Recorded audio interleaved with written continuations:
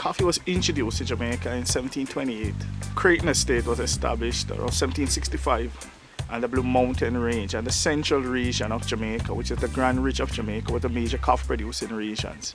Currently, we are fully certified under the Rainforest Alliance, and we are the very first entity in the Caribbean region to attain that certification.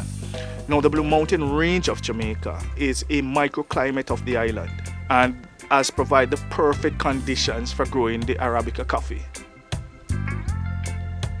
A typical day in the Blue Mountain, the most sunlight is in the mornings from about 11:32 to 4 p.m. You know, this is the weather that we experience. This is a norm in the Blue Mountain. It's nothing unusual, you know, for the range to be covered with mist. And after sunset, the temperature basically goes below 20 degrees Celsius.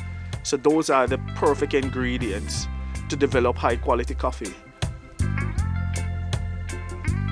You know, the culture here is rich. We're an extremely creative, you know, set of people. In Jamaica, there's everything. If you're a nature lover, we have it. If you like the wetlands, we have it. You know, great coffee, you know, great food. You know, God has been good to us.